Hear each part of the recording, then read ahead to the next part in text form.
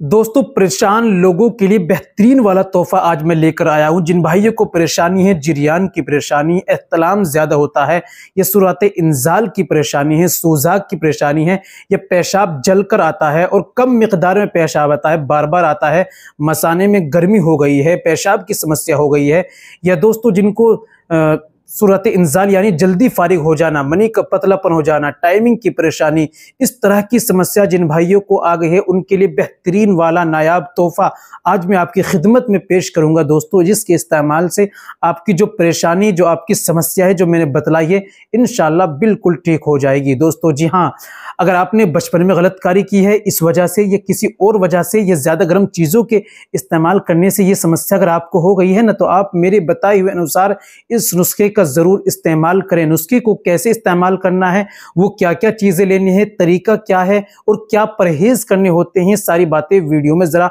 समझ लीजिए। चलिए दोस्तों, जान लेते हैं आज के नुस्खे के बारे में। तो दोस्तों, ये बताने से पहले एक छोटी सी गुजारिश कि अगर आप हमारे चैनल पर नए आए हैं या अभी तक आपने हमारा चैनल सब्सक्राइब नहीं किया तो जल्दी से चैनल को सब्सक्राइब कर दीजिए और बेल आइकन पर ऑल पर प्रेस कर दीजिए। दोस्तों, वीडियो को प्यारा सा लाइक कर दीजिए। चलिए शुरू करते हैं, जान लेते हैं आज के नुस्खे के बारे में।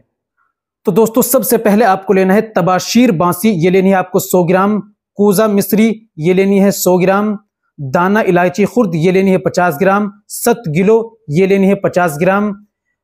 इन तमाम चीजों को पंसारी के यहां से लाइए, कूट पीसकर बारीक पाउडर बना लीजिए। आपको एक छोटा वाला चम्मच सुबह में आधा किलो दूध से लेना है, एक चम्मच छोटा वाला आपको रातों में सोते समय दूध से लेना है, आधा किलो दूध से लेना है। सुबह और शाम 2 वक्त आपको इस्तेमाल करना है।